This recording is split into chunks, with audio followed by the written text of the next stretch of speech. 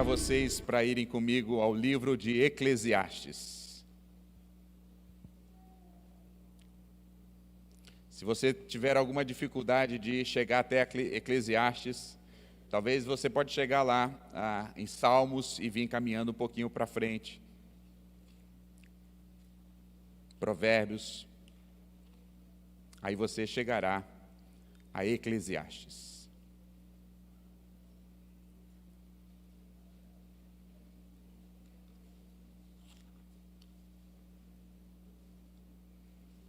Eclesiastes, capítulo 1. Vamos ler do verso 1 até o verso 11. Estamos iniciando hoje, exatamente hoje, a nossa série de pregações neste livro chamado Eclesiastes. Se você é novo aqui na nossa igreja, a gente tem o hábito de expor um livro inteiro da Bíblia. Então a gente faz isso em um livro do Antigo Testamento, e aí depois, num livro do Novo Testamento. Meses atrás, nós terminamos uma série no Novo Testamento, no Evangelho de Marcos. Agora a gente volta ao Antigo Testamento e a gente vai gastar algumas semanas olhando para o livro de Eclesiastes. O principal motivo, talvez, disso é porque nós queremos, com essa atitude, mostrar que nós cremos realmente que toda a Bíblia é inspirada por Deus, toda, de Gênesis a Apocalipse. E se Deus nos permitir, com a sua graça, queremos pregar toda a Bíblia, verso por verso, livro por livro, capítulo por capítulo. Talvez eu não consiga, quem sabe o meu sucessor, quem sabe o Senhor me leve antes, mas eu espero que vocês desafiem, então o próximo pastor dizendo, não, pastor Flávio começou expondo toda a Escritura aqui. Ele já está na glória. Continue pregando toda a Escritura. Porque, como disse Paulo a Timóteo, toda a Escritura é inspirada por Deus. E é útil para a nossa edificação, para encorajamento da nossa vida, para a gente conhecer mais sobre o nosso Deus, sobre o seu Evangelho e a pessoa do nosso Senhor Jesus. Eu estou bastante animado com essa série, mas eu devo confessar para vocês também que um friozinho na barriga, estou bastante temeroso. É a minha primeira vez que eu vou pregar num livro de sabedoria.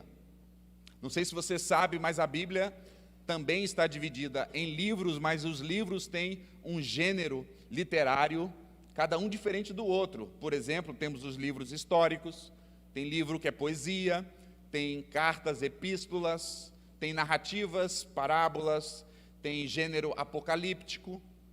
E esse gênero aqui desse livro de Eclesiastes é sabedoria. É a primeira vez que eu vou expor um livro de sabedoria por inteiro. Então, expectativa, mas o frio na barriga é sempre presente. Vamos ler o texto?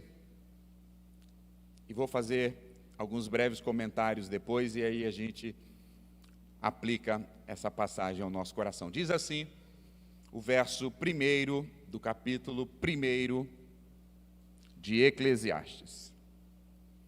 Palavras do pregador, filho de Davi, rei de Jerusalém. Vaidade de vaidades, diz o pregador, vaidade de vaidades, tudo é vaidade. Que proveito alguém tem do seu trabalho com que se afadiga debaixo do sol? Geração vai, geração vem, mas a terra permanece para sempre. O sol se levanta, o sol se põe e volta ao seu lugar, onde nasce de novo. O vento vai para o sul, faz o seu giro para o norte, dá voltas e mais voltas e retorna ao mesmo lugar. Todos os rios correm para o mar, e o mar não se enche. Ao lugar para onde correm os rios, para lá eles voltam a correr. Todas as coisas são canseiras tais que ninguém pode calcular. Os olhos não se fartam de ver, nem os ouvidos se enchem de ouvir.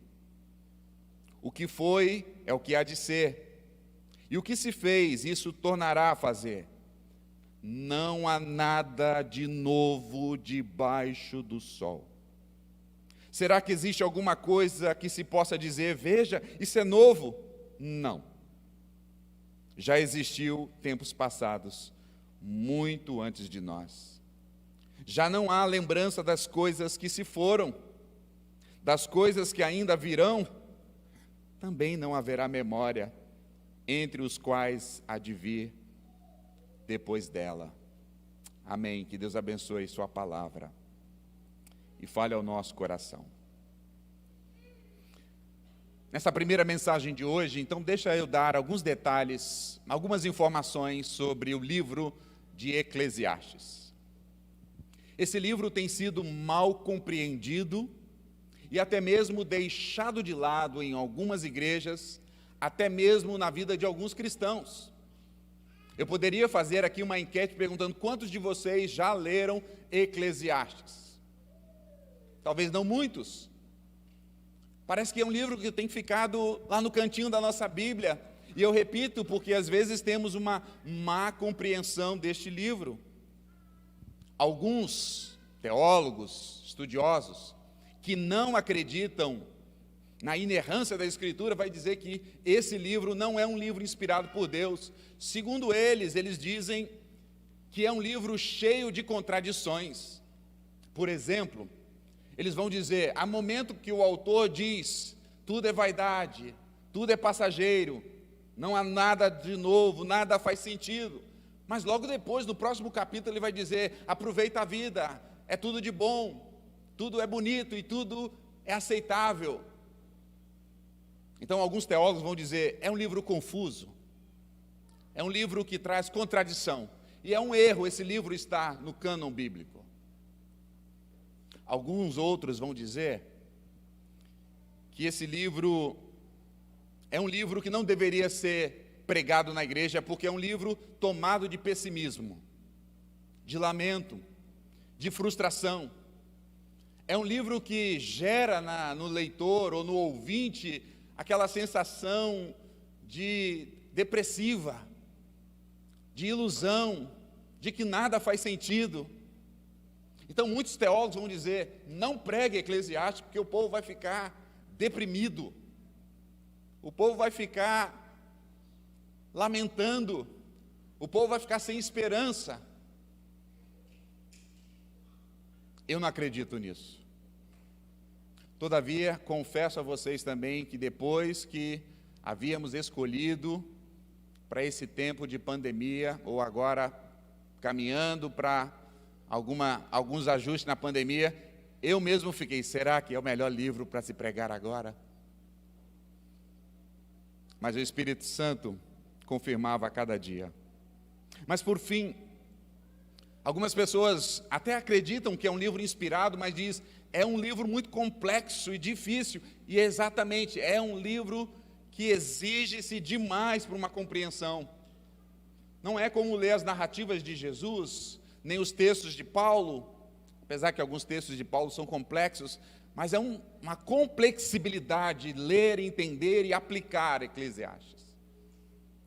Desafia-se muito o pregador, para que ele possa então trazer essas verdades do texto. Mas eu repito, eu queria convidar vocês a olhar para o livro de Eclesiastes com outros olhos. Primeiro, eu confirmo para vocês que esse é um livro inspirado. Se ele está no cânon, se ele faz parte da nossa Bíblia, nós podemos ter toda a certeza, toda a segurança e toda a fé que é um livro inspirado por Deus. Deus desejou que Eclesiastes estivesse em nossas mãos. Mas em segundo lugar, sendo um livro inspirado por Deus, é um livro útil para nós. É um livro útil para a nossa jornada, para a nossa caminhada. Nós que estamos nessa lida da vida cristã, que temos lutas, que temos tribulações, que temos dificuldades, que somos bombardeados pelas ideias, pelo secularismo e tantas outras coisas, esse é um livro útil para o nosso crescimento espiritual e o nosso êxito na jornada cristã. E ainda, é um livro atual.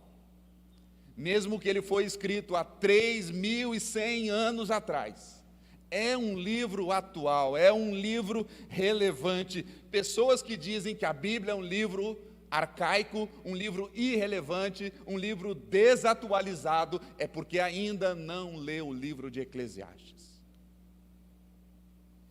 É o livro mais citado pelas pessoas não cristãs.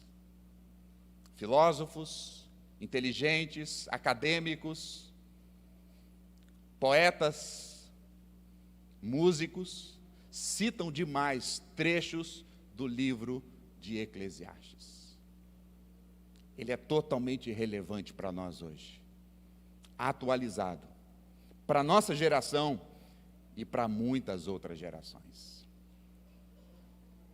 Mas ainda agora, caminhando para o final dessa minha introdução ao livro, o que nós vamos encontrar no livro de Eclesiastes? Vamos encontrar muitas ou diversas pitadas filosóficas, é verdade. É um livro que tem muitas questões filosóficas. A gente vai também encontrar no livro de Eclesiastes muitos questionamentos, ironia e suspense, bem melhor do que aquela série que você está assistindo no Netflix. Mas também nós iremos ficar intrigados algumas vezes com o livro, porque o autor vai levantar muitos questionamentos e parece que alguma hora ele vai deixar a gente a ver navios, porque aparentemente ele não vai responder os questionamentos e a gente vai ficar intrigado e talvez em algum momento angustiado. Ainda, o livro de Eclesiastes vai nos chamar de volta para a realidade. O autor de Eclesiastes queria trazer os seus ouvintes para um mundo real, do tipo assim: ei, que mundo que você vive? Cai na real, cara, vem para o mundo real, a vida é assim. Nós vamos ser chamados a sair do mundo surreal e cair na vida e ver a vida como ela é, através desse livro. Mas também nesse livro, a gente vai ter algumas espetadas. Eu tinha que avisar para vocês. Eu espero que você volte semana que vem. Alguns aguilhões que vão nos incomodar. Em alguns momentos vai até doer. As espetadas que o pregador, não esse pregador, mas o pregador de Eclesiastes vai trazer a nós. Porque vai mexer com a nossa vida. Vai mexer em alguns lugares, alguns pontos que a gente queria deixar tranquilo. Por fim, pela graça de Deus, iremos beber da sabedoria, não a sabedoria do grande sábio do Oriente, o autor de Eclesiastes, mas nós iremos beber e aprender aos pés da própria sabedoria, o Senhor do sábio, do pregador que escreveu o livro. Nós vamos beber e aprender aos pés do próprio Deus, a fonte de toda sabedoria. Então eu convido você a participar conosco, nesses próximos meses, dessa série, Correndo Atrás do Vento. A pergunta é: quem é o autor de Eclesiastes? Mais um suspense. Não é claro quem é o autor. Os teólogos ficam escrevendo, discutindo, lutando para dizer: é Salomão ou não é Salomão, ou alguém que personificou a vida de Salomão para escrever, e aí há uma grande discussão, porque o próprio autor quer deixar esse suspense, ele não diz com todas as letras quem é o autor. Eu queria avisar a vocês que eu vou trabalhar com a ideia que Salomão é o autor desse livro. Muitos teólogos ortodoxos, vão confirmar isso, vão dizer isso, apesar, eu repito, de não ter toda a evidência, apesar de chegar algum momento que a gente vai ficar meio assim, mas eu vou seguir a linha mais tradicional, entendendo que Salomão é o autor do livro de Eclesiastes.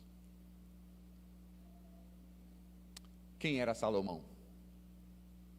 Salomão, filho de Davi, que se tornou o sucessor da coroa, reinou por mais de 40 anos, conhecido como o homem mais sábio da face da terra, o homem mais rico de todos os tempos, o homem que teve de tudo, e de tudo em abundância. O homem que teve muita fama, muita sabedoria, muito prestígio, muitas riquezas, muitas mulheres, muitos amores, de tudo ele teve muito. E muitos pecados. No capítulo 2, não precisa abrir, só escuta. Do próprio Eclesiastes vai dizer assim, o capítulo 2, o verso 10, a parte A. Tudo aquilo que os meus olhos desejaram, eu não lhes neguei, nem privei o meu coração de alegria alguma. Isso que o autor diz. Tudo que os meus olhos queriam, ele teve.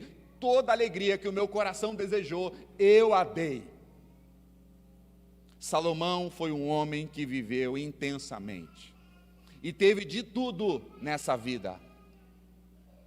Convenhamos, é uma pessoa que não teve toda a sabedoria, ou uma pessoa que não teve toda a riqueza, ou uma pessoa que não participou de todos os eventos, não teve toda a fama. Dizer que tudo é vaidade não é a mesma coisa que uma pessoa que teve de tudo. Foi o grande rei, o mais sábio, o mais rico, chegar ao fim da sua vida com uma declaração bombástica dizendo: tudo é vaidade. Salomão chega ao fim da sua vida dizendo: tudo é vaidade. Portanto, aperte o cinto e deixe o Espírito Santo te guiar nessa jornada com o sábio pregador, não esse que vos fala, mas o pregador de Eclesiastes. Verso 1. Palavras do pregador, filho de Davi, rei de Jerusalém. O tema do meu sermão hoje é: buscando algo de valor debaixo do sol. Buscando algo de valor debaixo do sol. Meu sermão, depois dessa introdução, está dividido em 3 partes. A primeira parte eu vou explicar para vocês o que significa essa palavra vaidade. Ela é muito importante, ela vai aparecer muitas vezes no livro de Eclesiastes. Então eu preciso de alguns minutos para explicar a ideia da palavra vaidade. Meu segundo momento no sermão, eu vou trazer 3 sessões aqui para vocês, mostrando a vaidade de correr atrás do vento. E eu quero encerrar esse sermão com 2 aplicações finais. E espero, ainda assim, ficar dentro do meu tempo. Você está pronto? Preparado? Então embarque comigo nessa jornada e com o pregador de Eclesiastes. Verso 1 então diz que são palavras do pregador, filho de Davi, rei de Jerusalém. Verso 2.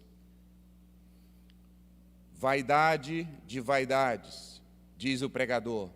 Vaidade de vaidades. Tudo é vaidade. Talvez a sua versão da sua Bíblia aí apareça uma outra palavra. Se você tem a versão NVI, vai aparecer inutilidade. Tudo é inutilidade. Ou talvez se você tem a versão século 21, vai aparecer ilusão, ilusão. Tudo é ilusão. Na verdade, essas palavras são sinônimos. E elas estão corretas. E elas trazem essa ideia. Mas eu preciso explicar a palavra vaidade, porque a palavra vaidade do texto não tem a mesma conotação para a palavra vaidade para nós no dicionário brasileiro, da língua portuguesa. A palavra vaidade para nós traz a ideia de alguém vaidoso, aquele que se arruma, aquele que passa horas à frente do espelho se admirando, dizendo: como eu sou lindo, como eu sou linda, olha a minha beleza, e fica se admirando, e fica assim se achando, e aí as pessoas dizem: veja, ainda tão pequena, mas como ela é vaidosa. Ou tão pequeno e ainda é muito vaidoso. Alguém pode dizer: nossa, os homens da nossa geração hoje são homens vaidosos. E nós sempre estamos atrelando isso à beleza. Não é essa a ideia do texto. Não é dessa vaidade que o pregador está dizendo. A palavra aqui para vaidade é a palavra hebraica hevel. Hevel. E ela vai aparecer por muitas vezes aqui no livro de Eclesiastes. Hevel. E a palavra hevel, segundo o doutor Kaiser teólogo, tá, pessoal? Dr. Walter, não é Walter Casagrande também, é Dr. Walter Kaiser, um especialista no Antigo Testamento, vai dizer que a tradução melhor para essa palavra é vapor. Mas se os nossos tradutores da Bíblia colocassem vapor, tudo é vapor, não passaria o sentido para nós. Mas quando nós vamos à língua original, e aí nós entendemos o livro, faz todo o sentido a palavra hevel, vapor, fumaça. Poderia ser traduzido assim: fumaça ou vapor, vapor dos vapores, diz o pregador. Tudo é vapor. E a ideia de vapor é algo que é difícil de se agarrar. A ideia de vapor na língua hebraica aqui traz a ideia de algo passageiro, algo que vem e vai de maneira que quando você menos espera. É vapor. Deixa eu ilustrar isso para você. Havia um menino que morava numa cidade muito quente. Quente mesmo, mais quente que Foz do Iguaçu. E o sonho desse menino era sentir frio. E ele queria então passar por frio. Seus pais não tinham dinheiro para levá-lo para a Suíça. Então ele escolheu as Serras Gaúchas. Foi para Gramado. Fazer um lobby aqui, vai que alguém de Gramado ouve ali, né, e diz: olha, o pastor fazendo propaganda de Gramado, e aí me dá 3 dias de hotel em Gramado. Imagina? Muita bênção, né? Foi para Gramado, naquele frio de Gramado. E o menino, quando chega em Gramado, aquele friozinho gostoso, e um menino muito simples, e quando ele sai ali na porta do hotel, depois que chegaram de madrugada, ele estava dormindo, e ele vê aquela névoa, e ele vê aquela fumaça, e ele sente aquele friozinho, e ele grita fora do hotel: papai, vem ver a névoa. E quando ele grita papai, ele vê que sai uma fumacinha de dentro dele. Já teve essa experiência? Aquela fumacinha que você solta. Não é bom fazer isso agora em tempo de pandemia, mas... E ele, maravilhado que a fumacinha daquele frio estava saindo dentro dele, ele gritava mais: papai, traz um vidro e vamos colocar essa fumacinha dentro de um vidro, porque eu quero trazer essa recordação por toda a minha vida. E o seu pai, sabendo da inocência daquela criança, para não contrariá-lo, conseguiu rapidamente num hotel um vidro e trouxe para aquele menino, e ele começou a soltar aquela fumacinha, e o pai fechou naquele vidro ali, e eles saíram para passear e curtiram aquela cidade. E quando eles voltaram, para a tristeza, decepção do menino, a fumaça não estava mais dentro do vidro. Não durou nada. É isso que o pregador de Eclesiastes está dizendo para nós: vapor, tudo é vapor. E ele é muito intenso aqui, muito categórico, dizendo: tudo é vapor, tudo é vaidade. Então, quando aparecer essa palavra aqui, vaidade, hevel, essa ideia, passageiro, efêmero, vem e vai, impossível de segurar, vaidade de vaidades. Pois bem, agora entro na minha segunda parte do sermão. Você diz: ó, o pastor está indo bem, foi rapidinho essa, né?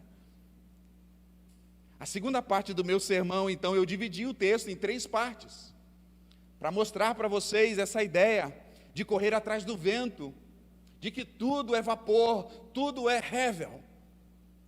A primeira parte, então, eu separei do verso 3, e eu digo: em busca de sentido para a vida por meio do trabalho. Salomão vai dizer que buscar sentido trazendo sentido para a vida por meio do trabalho, é hevel. é fumaça.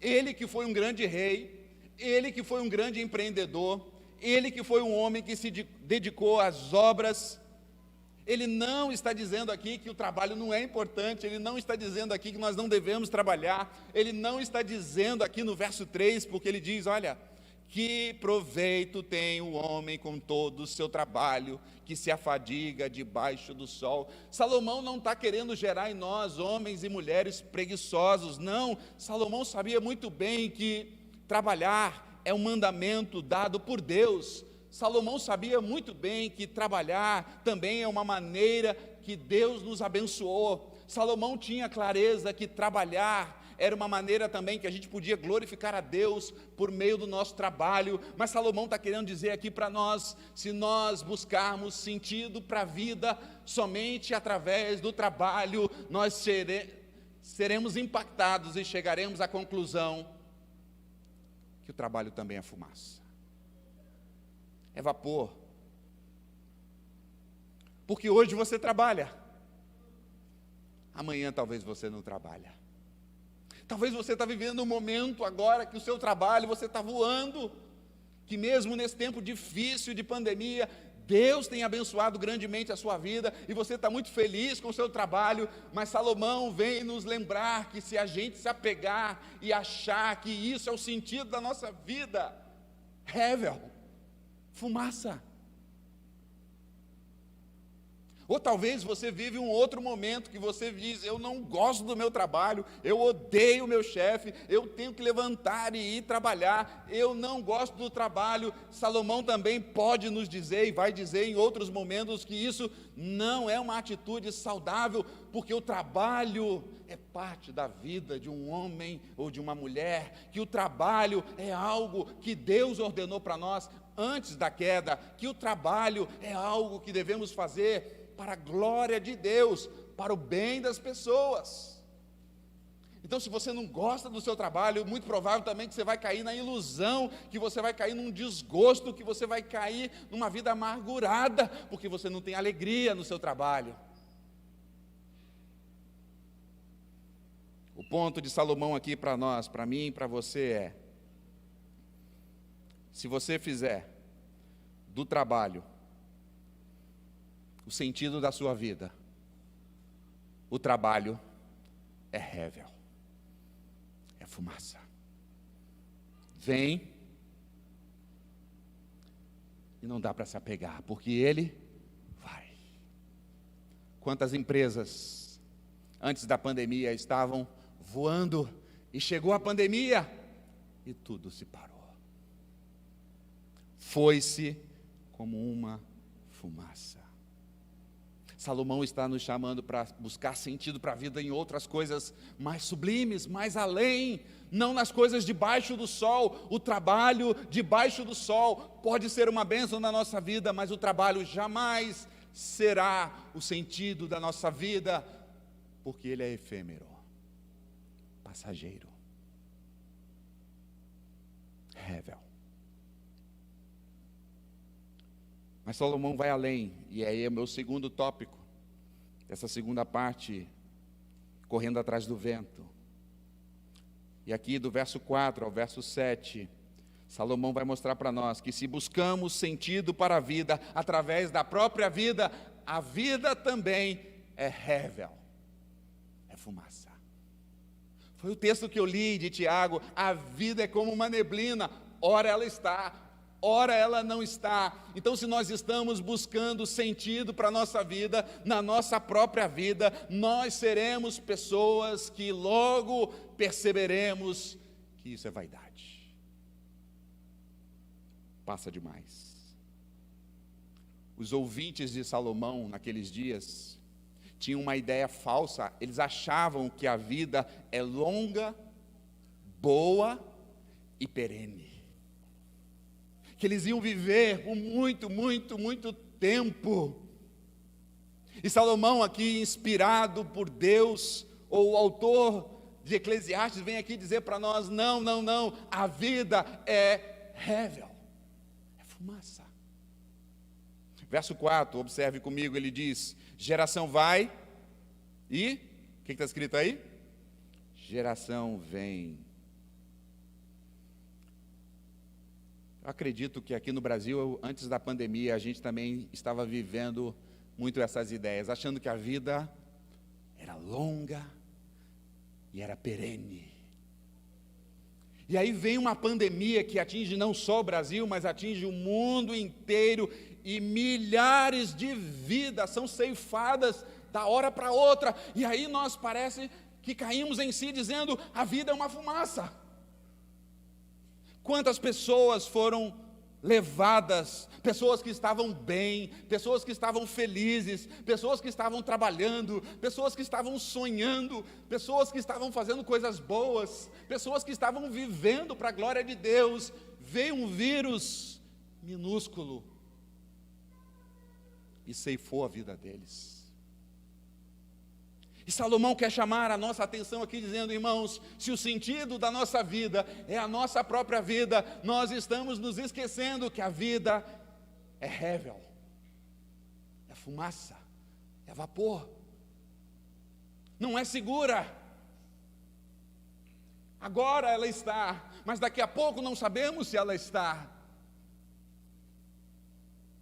Achar que teremos segurança ao viver é uma grande ilusão, porque Salomão está dizendo, geração vai, geração vem, o que permanece apenas, ele diz, é a terra permanece, uns vêm, outros vão, uns morrem, outros nascem, tudo é passageiro. Será que você não tem buscado sentido para a sua vida, em sua própria vida?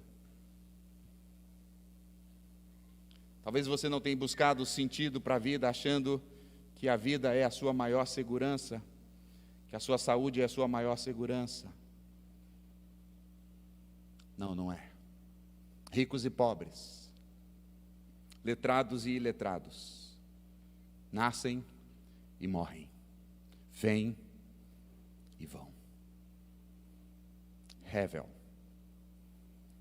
Não apenas diz Salomão, que tentar buscar sentido na vida, na própria vida, é fumaça, mas também Salomão vai dizer que essa ideia de buscar sentido na vida, na própria vida, nós podemos cair numa mesmice que vai nos levar para o buraco, numa mesmice que vai nos levar para a depressão, numa mesmice que vai nos levar para uma vida sem propósito, numa mesmice que nós vamos chegar talvez ao final da nossa vida dizendo, para que vivemos? E Salomão agora usa o exemplo da natureza. Veja comigo o verso 5. Ele diz o sol, ele diz o vento, ele diz os rios, e ele fala sobre os mares. E ele diz, há um círculo, há uma mesmice. O sol se levanta e brilha, e se põe e volta para o mesmo lugar. O vento vem, vai para o norte, vai para o sul, cumpre o seu círculo e volta para o mesmo lugar. Ele diz mais que as águas correm dos rios, correm para o mar, e o mar não se enche. O lugar de onde correm os rios, para lá tornam eles a correr constantemente. Não apenas a vida é breve, mas uma vida sem Deus pode se tornar uma vida de mesmices, uma vida sem propósito.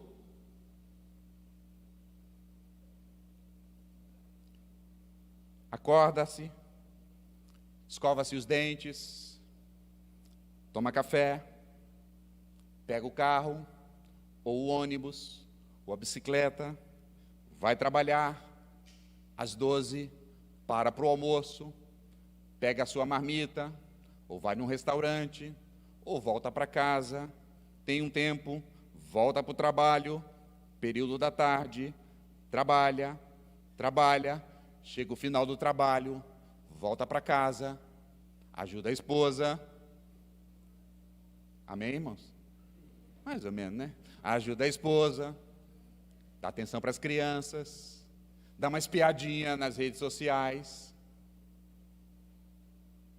janta, lê um bom livro, assiste uma série, volta para as redes sociais, dá uma navegadinha na internet. Vamos dormir. E dormimos, talvez 5, 7, alguns 8. Oh, bem-aventurado aqueles que dormem 8 horas, né? E no dia, a mesma coisa.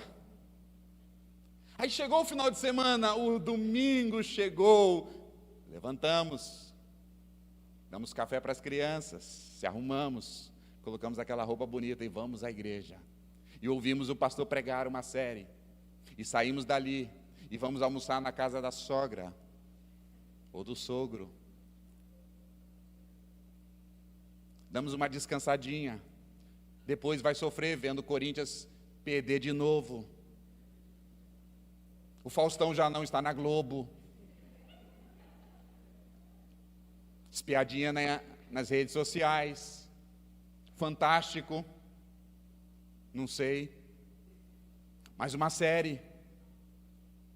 Mais uma espiadinha nas redes sociais. E boa noite, meu bem, porque amanhã é segunda-feira. E a vida volta para as mesmas coisas.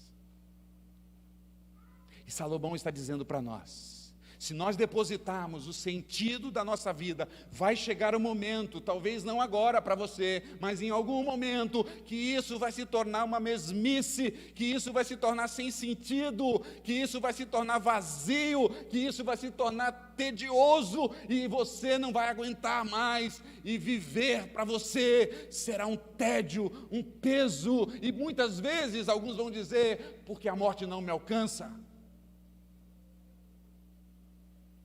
Porque buscaram o sentido da vida na própria vida. E Salomão está dizendo, a vida é rével, passageira, fumaça. E pode ser totalmente sem sentido. Talvez você está voando agora, como eu disse. Mas a mesmice, o tédio pode bater à sua porta a qualquer hora. Porque você tem buscado sentido para a sua vida, através da própria vida. E se você morrer? E se alguém que você ama morrer? E se alguém que é tão querido para você, que você investiu tanto, que você se deu tanto, que você se dedicou tanto, que você trabalhou tanto para dar uma vida boa para essa pessoa, e se ela se for? Perdeu-se o sentido da vida. Quantas pessoas não conseguem levantar do luto? Quantas pessoas estão vivendo agora uma vida tediosa, porque elas não conseguem se levantar das perdas, das rasteiras que a vida nos trazem, porque o sentido da vida era a própria vida, ou a vida de alguém, a vida da esposa, a vida do esposo, a vida dos filhos, a vida dos pais, mas nós nos esquecemos que a vida é como um vapor. Passageira. Aí eu chego ao meu terceiro ponto. Primeiro, buscar sentido para a vida por meio do trabalho, dos empreendimentos. É bom, mas é rével. Viver é bom, mas buscar o sentido da vida através da própria vida é se esquecer que a vida é breve. Salomão continua, agora verso 8 e verso 9 e 10. Buscar sentido por meio das inovações, das novidades. Salomão, como diz um teólogo, vem com seu cachimbo e sopra fumaça na nossa cara, dizendo, rével, vaidade, fumaça. Essa nossa terceira sessão aqui, o pregador quer mostrar para nós que as inovações, mesmo nós agora que vivemos no auge das inovações tecnológicas, a nossa geração é uma geração marcada dizendo que a tecnologia é tudo. E nós achamos que a tecnologia, as inovações desse século vão resolver os nossos problemas, mas nós achamos que os nossos problemas podem ser resolvidos pelas inovações, pelas coisas da modernidade, e nos esquecemos que na grande maioria das vezes o problema da nossa vida é que nós estamos ficando longe de Deus.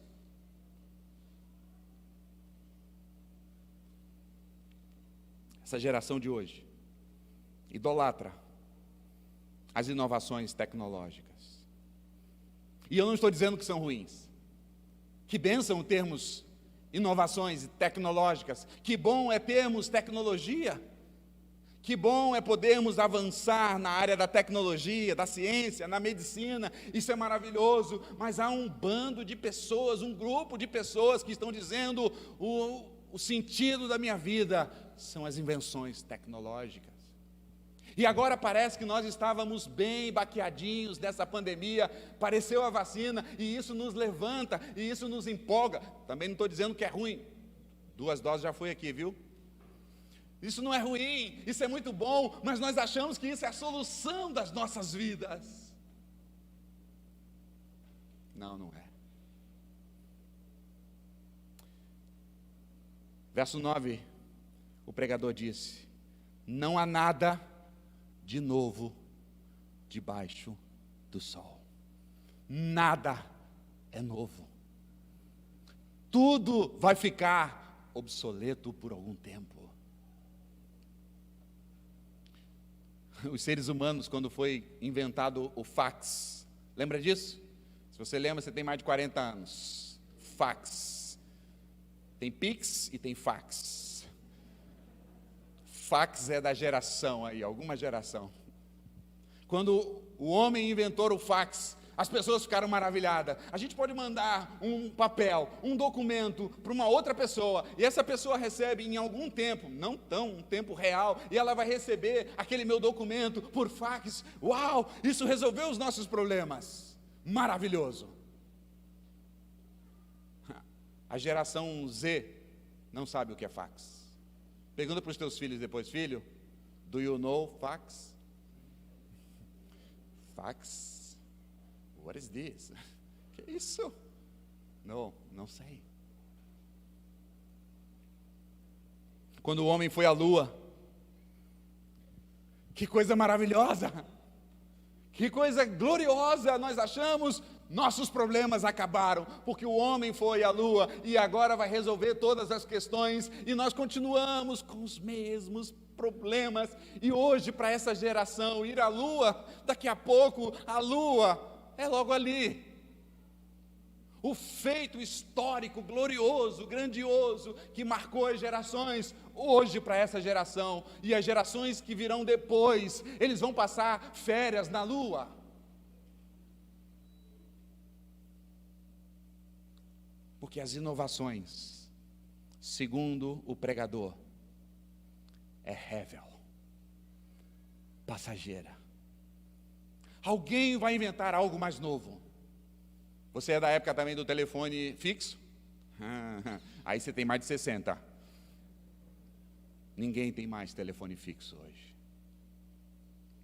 Você é da época do celular 4G? Aguarda mais um pouco. Tudo vai se tornando obsoleto, porque tudo é vaidade. Tudo tem um momento de glamour, tudo tem um momento que é maravilhoso, mas logo volta para a eternidade. Não foi assim com você? Quando você era jovem? Bonitão, saradão, lindão, e agora? Estou falando de mim, não de vocês, tá? Barriguinha. Cadê o glamour? Tudo passa. Tudo passa. Homens e mulheres fazem de tudo, estudam,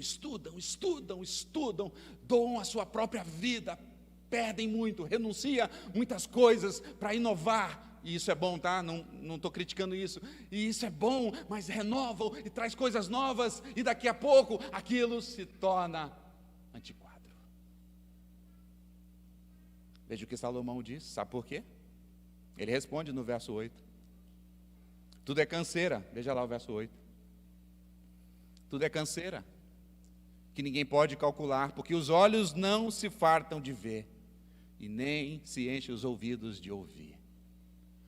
Ou seja, o ser humano é insaciável, ele quer mais novidades, ele quer mais coisas, ele quer mais tecnologia, ele quer mais inovação, ele quer ouvir mais, ele quer ver mais, e ele pode ver as cataratas, uma das 7 maravilhas do mundo, e ele quer mais, porque o homem não está satisfeito nunca, e achar que o sentido da vida deve ser colocado nessas questões de inovações gloriosas, nós vamos cair no buraco.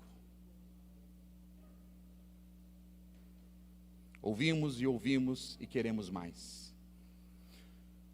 Baixamos as músicas lá no Spotify ou no Deezer. Ouvimos e queremos novas músicas. Assistimos séries e estamos animados e felizes com aquelas séries. E quando elas acabam, volta ao tédio de novo. E a gente precisa de uma nova série para nos levantar. Porque os nossos olhos querem ver mais coisas, e nós vemos coisas maravilhosas, mas nós não estamos satisfeitos, ou a nossa satisfação dura pouco.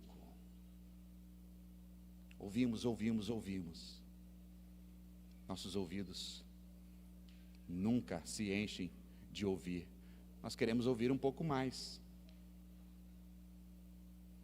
Nos anos 70, um camarada, deram para ele um título de maluco beleza, Raul Seixas. Hoje eu só estou com os exemplos do pessoal de 60, 70, aí, fica tranquilo, tá? Para a mocidade vem daqui a pouco. Raul Seixas, maluco beleza, falou muita besteira, mas falou também muitas pérolas. Ele fez uma música chamada Ouro de Tolo. Pode escutar. Está liberado. O pastor liberou, hein? Teu filho lá. Menino, você está ouvindo Raul Seixas? O pastor liberou. Ouro de Tolo. Essa música diz assim, muito parecido com a palavra do pregador de Eclesiastes. Diz assim, o poeta Raul: eu devia estar contente. Lembrou, né? Não, é melhor eu ler aqui. Eu deveria estar contente, porque eu tenho um emprego, sou dito cidadão respeitável e ganho 4.000 cruzeiros por mês. Eu devia agradecer ao Senhor por ter tido sucesso na vida como artista. Eu deveria estar feliz porque consegui comprar um Corcel 73. Eu devia estar alegre e satisfeito por morar em Ipanema, depois de ter passado fome 2 anos aqui na cidade maravilhosa. Eu devia estar sorrindo e orgulhoso por ter finalmente vencido na vida. Mas eu acho isso uma grande piada, um tanto quanto perigosa. Diz o pregador, não de Eclesiastes, ouro de tolo. Eu devia estar contente por ter conseguido tudo o que eu quis. Mas confesso abestalhado, eu estou decepcionado. Porque foi tão fácil conseguir. E agora eu me pergunto, e daí? Ouro de tolo. Raul está dizendo, eu tive tudo para ser feliz, mas não fui. Ou eu tive tudo, uma metáfora, que essa sociedade diz que é tudo que você precisa para ser feliz. Mas tudo isso que eu conquistei para buscar sentido para a minha vida, agora o pregador de Eclesiastes diz para Raul e para a sociedade e para cada um de nós, rével, fumaça. Que ilusão acharmos que podemos achar sentido para a nossa vida buscando coisas debaixo do sol.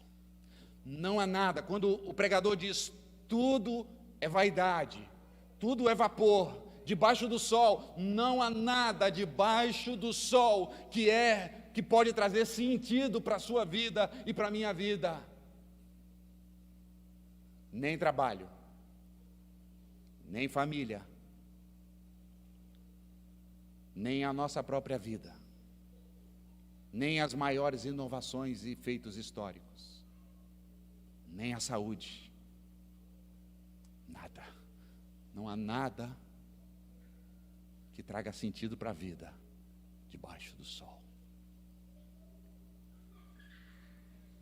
Vaidade de vaidade, tudo é vaidade. Não podia me esquecer disso, a sua beleza também vai virar rével. Tanto dinheiro que você gastou, né? Para ter um rosto lindo, tanto esforço que você gastou para ter um corpo bonito. Salomão vem com o seu cachimbo na nossa cara e diz: fumaça. Pastor, é isso mesmo, agora vou engordar. Não é isso que eu estou dizendo. Não é isso que eu estou dizendo. É isso aí, pastor, gostei do pregador, agora eu vou viver essa vida, não vou mais. O marido dizendo: está vendo, o pastor disse, não compra maquiagem mais, não vai para o salão, não faz as unhas, é rével. Eu não estou dizendo isso, gente. Eu acho que vocês estão me entendendo. Buscar sentido à vida debaixo do sol. Vaidade de vaidades.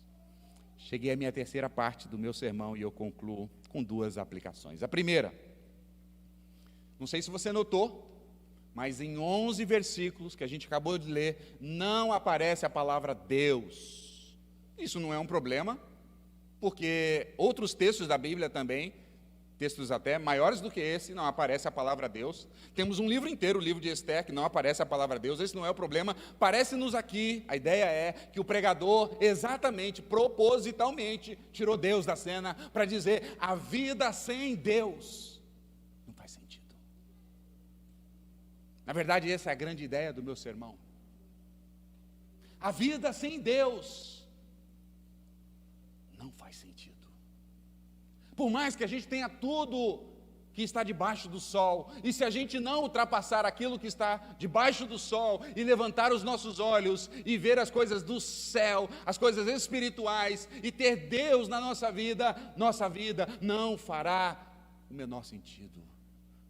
Nos tornaremos pessoas tristes, vazias, ou até mesmo alegres e cheias de rével. Salomão quer apontar para nós: a vida sem Deus não faz algum sentido. Mas você está dizendo: que bom, pastor, que essa aplicação não é para mim, né? Porque eu estou com Deus. Eu venho na igreja, eu estou aqui, pastor, domingo aqui, aí eu aqui, de máscara, mas estou aqui. É para você. Você sabia que há centenas, talvez eu exageraria dizer, milhares de cristãos que vivem como ateu? Como assim, pastor? Que paradoxo é esse? Milhares de cristãos que domingo são crentes, mas de segunda a sábado vivem como ateu. Não pensam em Deus.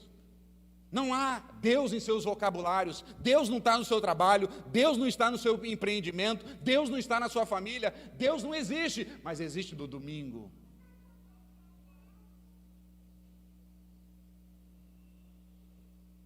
Ateus cristãos. A cosmovisão desses ateus cristãos, ou de cristãos ateus, é que eles veem o mundo como eles bem acham, mas eles não veem o mundo a partir de uma cosmovisão de Deus, porque Deus é o Deus do domingo. E Salomão está escrevendo para um grupo de jovens. Não eram incrédulos os ouvintes de Salomão. Não eram pagãos os ouvintes de Salomão. Os ouvintes de Salomão conheciam a Deus. sabiam sobre as verdades de Deus, mas eles estavam tentando ganhar sentido e viver a vida longe de Deus e colocando Deus em algum momento, em algum lugar da sua vida, e não deixaram que Deus fosse tudo neles. E Salomão está exortando, dizendo: se Deus não for tudo em você, as coisas não vão fazer sentido, você vai cair no precipício, você vai cair numa vida de mesmices, depressiva, ou talvez de boas festas, ou talvez de uma alegria passageira, que em um momento a vida se vai.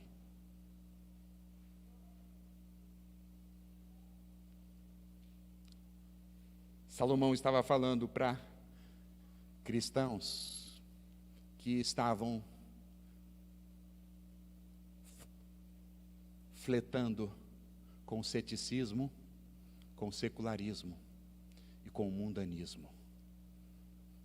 E Salomão está pregando a ideia aqui, o pregador dizendo para eles: olha, a vida de vocês sem Deus é fumaça.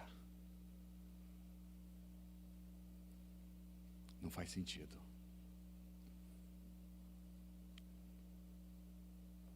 Cuidado, querido, querida, para não se tornar um cristão nominal. De nome, sou cristão. Mas as suas atitudes e, sobretudo, o seu coração não é cristão. Salomão nos chama a atenção nisso. Minha segunda aplicação. Você diz: então o que eu faço, pastor? Volte nas próximas séries. Volte domingo que vem. Minha segunda aplicação então aqui é que Salomão, um rei rico, famoso, cheio de sabedoria, começou muito bem e terminou muito mal. O fim da vida de Salomão foi drástico. O Senhor Jesus também foi rei. Na verdade, ele era descendente da mesma descendência de Salomão, de Davi. Ele conhecido como o Rei da Glória. O Senhor Jesus também era rico. O Senhor Jesus era glorioso, majestoso.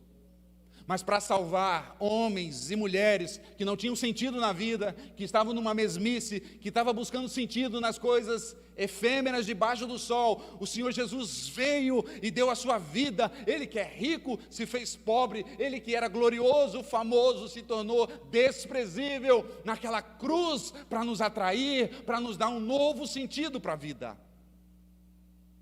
para nos salvar, para nos perdoar.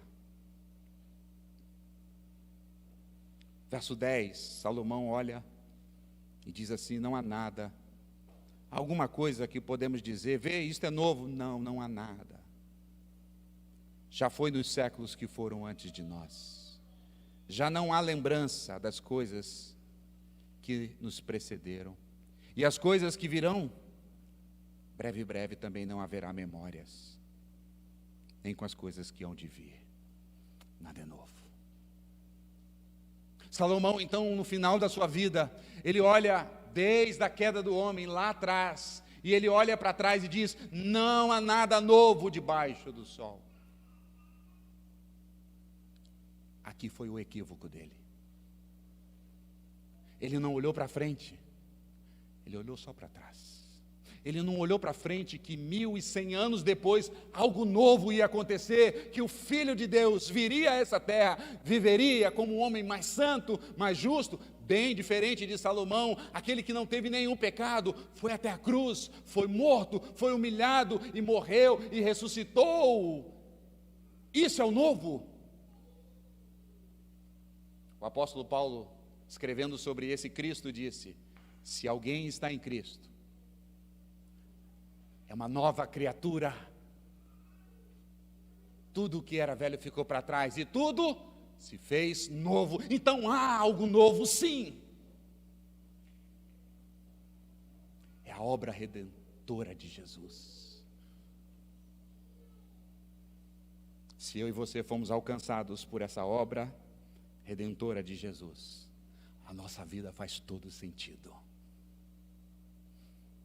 Trabalhar faz todo sentido, para a glória dele.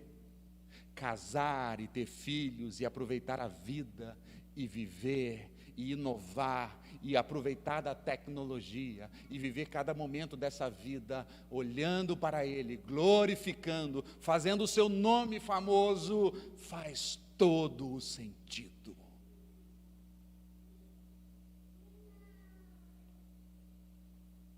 Aquele que o conheceu e aquele que o ama jamais vai chegar ao fim da sua vida dizendo: qual propósito, como Raul Seixas, e daí? Não, aquele que o conheceu, aquele que foi alcançado pela sua graça, vivendo para a sua glória, com propósito, vai chegar ao fim da sua vida e dizer como o apóstolo Paulo: completei a carreira, guardei a fé, a coroa está preparada para mim, não só para mim, mas para todos aqueles que amam o Senhor.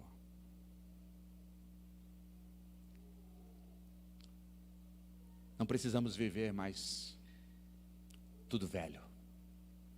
Não podemos concordar com Salomão que não há nada novo debaixo do sol. Assim, um Cristo morto e ressurreto, que fez novas vidas, novos propósitos, novas motivações. Por isso eu posso me levantar na segunda-feira, tomar o meu café, agradecê-lo e ir para o meu trabalho, seja ele fácil ou difícil, e ali, por meio do meu trabalho, glorificá-lo, e voltar para casa e encontrar a minha família e dizer: isso é bênção de Deus para mim, que eu não merecia, glórias a Deus. E assistir uma boa série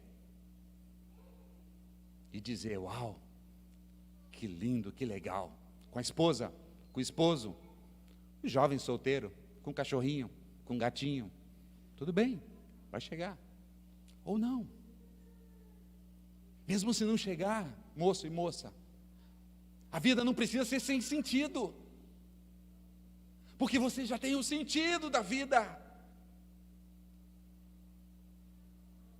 e viver para Ele, para a sua glória. Sem Deus, essa é a mensagem de Eclesiastes para nós hoje. Sem Deus, a vida é efêmera, chata e sem sentido. Tudo é vaidade, tudo é vapor. Mas com Cristo, a vida é eterna, cheia de propósito e cheia de esperança, mesmo quando os dias não são alegres. Há esperança. Vaidade de vaidades, tudo é vaidade sem Cristo. Que Deus nos abençoe.